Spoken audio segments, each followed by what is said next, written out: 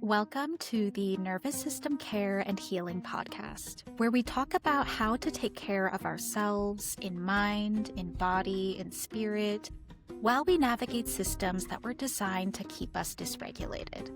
I'm your host, Liz, a neurodivergent therapist of color, and I'm really glad that you're here. Hi, everyone. I'm excited to talk about today's topic, which is what death doula work has taught me and continues to teach me about life. And I know that the topic of death and dying can be so tender and is so heavy as well. I also want to say that I experience this topic as life-affirming. I've seen that being able to have real conversations about death and the end of life can actually help us to live more fully and presently in the now. And so that's my intention with today's episode, to share with you some information that I've learned in my forays into the death doula world, which I'm still in my early years of exploring. And my hope is to leave you with a sense of deeper appreciation for life and maybe some curiosity about this topic of death and dying that you may not have thought about in this way before. All right. So I'll start by sharing what is a death doula and how I started to find myself in this work. And then I'm going to share 3 takeaways from some of the death doula trainings or workshops that I've been exploring in the past few years.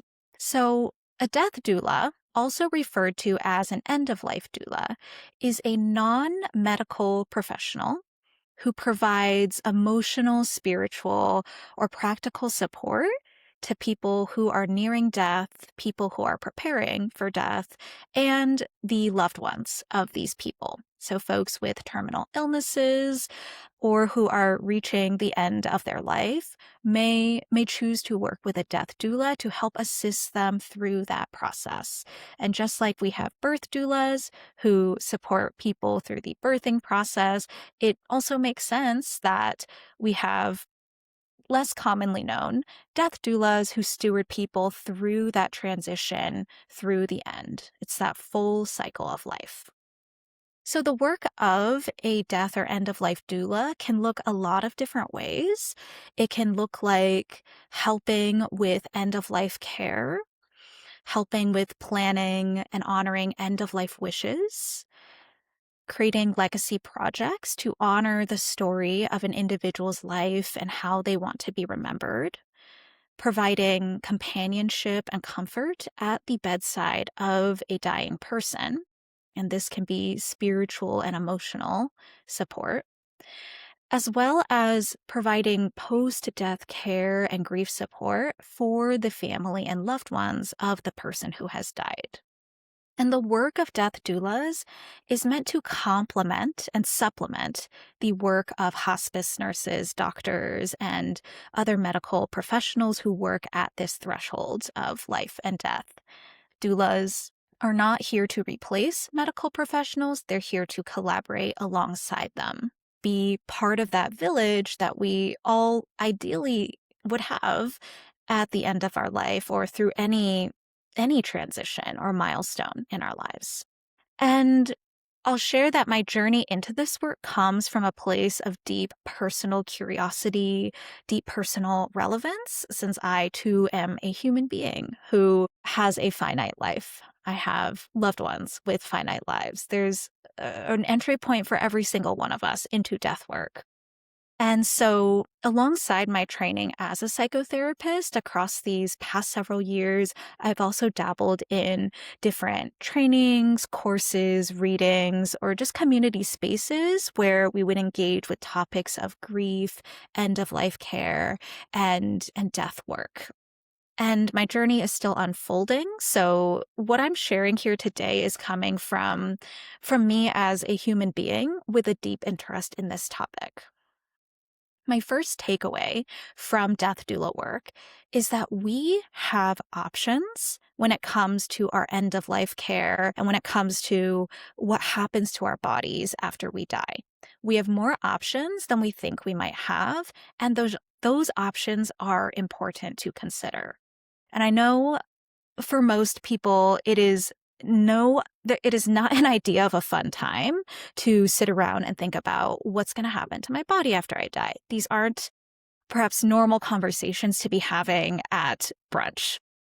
But what I found is that, when we allow ourselves to go there, to actually consider these questions, it can infuse a lot of life and meaning into the present moment of now. So, to give a little bit of context here, there are a couple of options for, what happens to our bodies after we die that tend to be the default or most used options. And those are a conventional burial, which involves chemically embalming the body for viewing, placing it in a metal or hardwood casket, and then burying it inside a concrete burial vault or inside a grave liner within a cemetery. That's one common option, at least here in the US. And then another common option is fire cremation.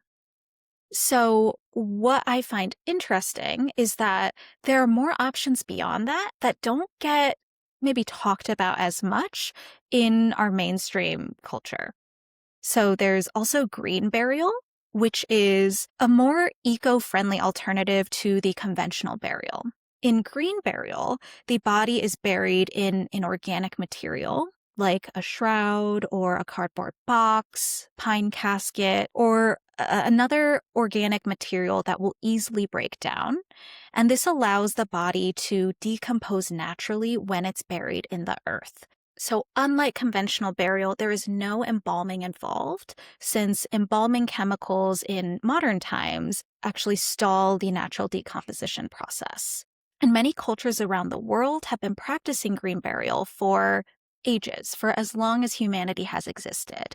It's a way to honor the earth. It's something to consider for folks who may not align with the idea of a conventional burial. And that is a choice for each person to make for themselves. There are even more options that are even lesser known. For example, there is water cremation, there's natural organic reduction, there's burial at sea, and there's also sky burial. And I'll give a brief description of each one. Water cremation is scientifically known as alkaline hydrolysis, and it's a cremation process that uses water instead of flame. So it's a more eco-friendly alternative to the conventional flame cremation process. And it uses 95% water and 5% potassium hydroxide or sodium hydroxide, also known as lye. And the end result is that the water cremation process leaves you with bone minerals that are then processed into ash, and those can be returned to the family of the deceased person. When it comes to natural organic reduction, this is a process that breaks down human remains into a usable compost or soil, and that soil can be used in gardens, it can be donated to land conservation areas, or returned to the family. And then there's also burial at sea for those who loved the ocean, and sky burial, which is a funeral practice common in Tibetan cultures in which a corpse is placed on a mountaintop to decompose while exposed to the elements. And there are even more options beyond that, options specific to different cultures and communities and ancestral traditions. And I share these options because I think it's really helpful for us to know that we have a choice here. If we start to have these conversations sooner rather than later, then we can have more say, more autonomy in what happens to us after we leave our bodies. And so when folks are making this decision for themselves, they may be considering the environmental impact or the CO2 emissions that come with each body disposition option. So in order of the most environmental impact, the highest CO2 emissions, to the lowest CO2 emissions, it goes from conventional burial to fire cremation, These are the top two, let's say, least eco-friendly body disposition options. And then there's water cremation, green burial, natural organic reduction, with natural organic reduction being the most eco-friendly option of those listed.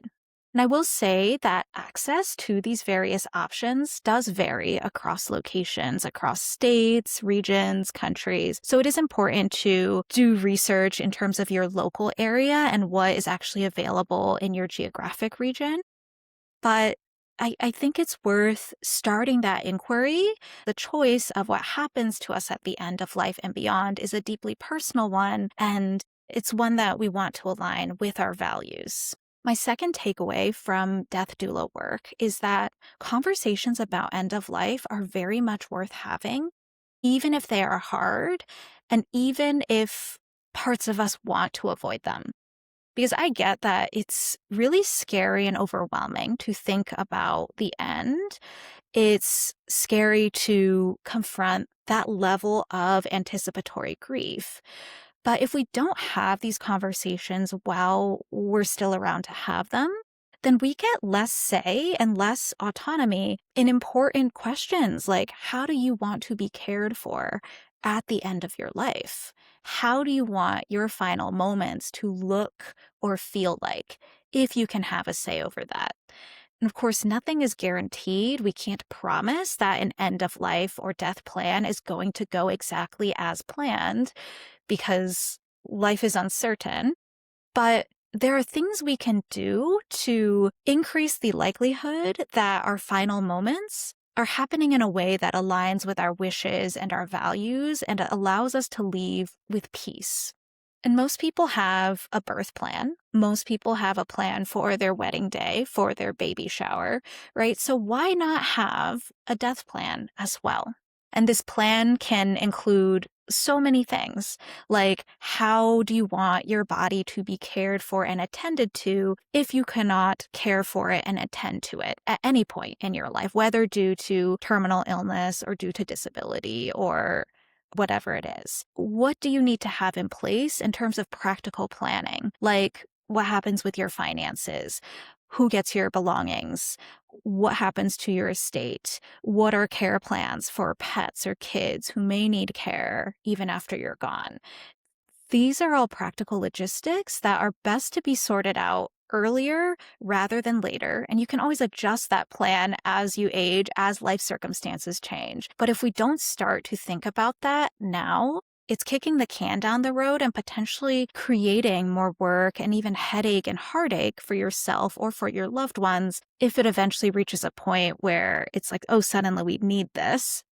One interesting thing that I got to see in one of my death doula workshops was a group of us trainees practiced shrouding a body, wrapping cloths around a body of a living volunteer, a person who volunteered to be shrouded.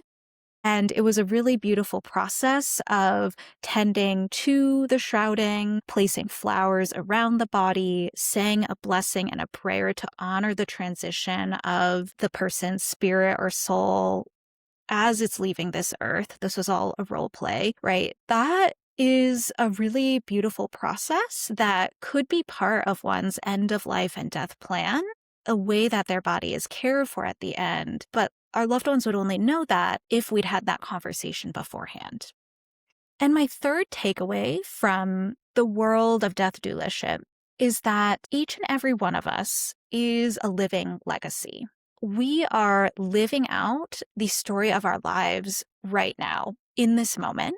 There will be a legacy of your life on earth even after you're no longer here. And so the question becomes, how do you want to be celebrated and remembered? If you could read or write your own obituary, what would you want it to say? How do you want to live now so that you can be remembered in this way? One exercise that we did in a death doula training was we planned out our own funerals and we kind of wrote our own obituaries. And I remember writing for my own funeral that I'd want, of course, my friends and loved ones to gather. I'd want them to gather near a body of water because water is an element that I feel very connected with. and that I'd want people to be making something beautiful with their hands using flowers. So whether it's making flower crowns or arranging bouquets, I knew that I wanted people to have something beautiful to do and to look at and engage their senses while they're also grieving and or acknowledging and commemorating the end of my life.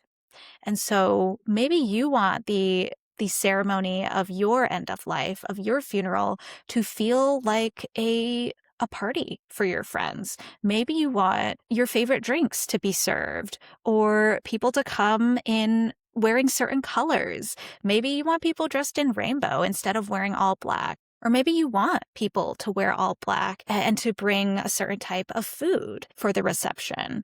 Maybe you want your funeral to take place at a specific time of day, like sunrise or sunset, right? There's room to be creative here and for us to design the ceremony of the end of our lives from this place of reverence and authenticity, and in a way that honors our values and what we want our impact on earth to be. And so whether or not you choose to become a death doula, which is a very niche calling, I believe that this work of end-of-life care, of death work, is for everyone. This work belongs to all of us because end-of-life care is community care. As a society, we tend to be quite death-phobic and grief-phobic. These are topics that tend to be avoided in public because they're scary. But the paradox is that death work is some of the most life-affirming work that we can possibly do. I almost always leave death doula spaces feeling more connected to my aliveness, more connected to my meaning and my purpose than in any other spaces. So I want to leave you with 3 reflection questions that you can sit with, take a walk and think about, journal about, so that you can be in relationship with your mortality and your aliveness. Number 1, how do you want to be cared for at the end of life? Number 2, how do you want to be remembered as a human being on this earth? And number 3, how do you want your life to be celebrated and acknowledged when one day you're no longer here? Maybe you even start a conversation with somebody, with a loved one, a friend, a family or community member. Start a conversation so you can plant that seed and start to bring this into community, because we're not meant to grapple with these questions alone. I think a lot of our busy, disconnected modern lives can really distance ourselves from the ways that we used to live and the ways that we used to die as a people. So reclaiming our place in death work, not outsourcing all of it, but actually reclaiming some of it back into the hands of community, I think is one of the most loving acts of care that we can do. Thank you so much for listening to the Nervous System Care and Healing podcast. If you enjoyed this episode, be sure to follow or subscribe on whatever platform you use to listen to podcasts.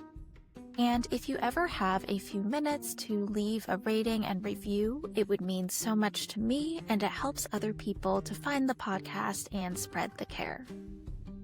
Please remember that this podcast is not a replacement for therapy, coaching, or professional mental health services. The information shared here is generalized, it may not reflect every individual nuance, and it should not be interpreted as personalized mental health advice. So please do seek out additional support if you need it. Take care and be well. This is Liz at Nervous System Care and Healing.